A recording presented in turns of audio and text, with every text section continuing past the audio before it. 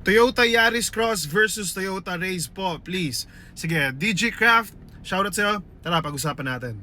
So, Toyota sibling comparison, actually, they are both from the different levels or different category.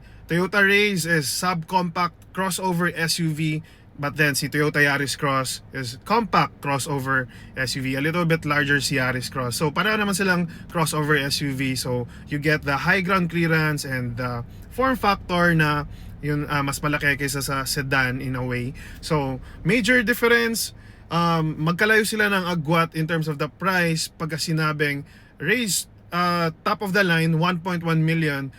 The closest that you can compare it to is the 1.2 million peso na base variant or base model ni Yaris Cross, which is si G at around 1.2 million yun. So the next, yung mid variant tsaka yung top of the line ni Yaris Cross, medyo may lalaki na yung agwat, 1.3 and then 1.6 million. So dito lang tayo kay base model Yaris Cross versus Raze Turbo. So again, sa space, medyo mas malaki kay Yaris Cross ng bahagya. And then the size itself is mas malaki rin si Yaris Cross. But mas compact si Raze, mas madaling isingit at i-park. Then since Yaris Cross base model tayo dito, fabric seats lang siya. While si Toyota Raze Turbo is naka-leather. If you want the leather seats of the Yaris Cross, go for the higher variants. But yun, Raze Turbo has a leather seats. Raze Turbo also has paddle shifters, blind spot monitoring, and yung rear sensor. So that's in itself is a very great features na para sa reverse camera.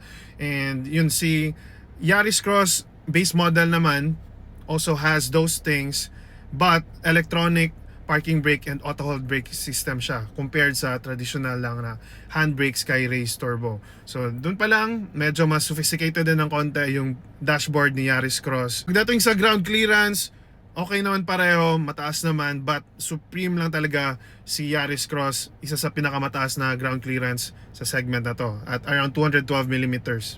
And then lastly, yung makina nila 1.0 liter turbo engine with a Raze, and then Yaris Cross is 1.5 liter, both turbo engine, turbocharged versus naturally aspirated na 1.5 kay Yaris Cross. So in terms of power, of course, you're gonna be going for the Yaris Cross. So I guess yun lang naman, guys. If you're someone or you know someone who's planning to buy a Toyota, give me a message on Facebook and I hope I can help you get your first or your next dream car. So sana katulong, follow for more.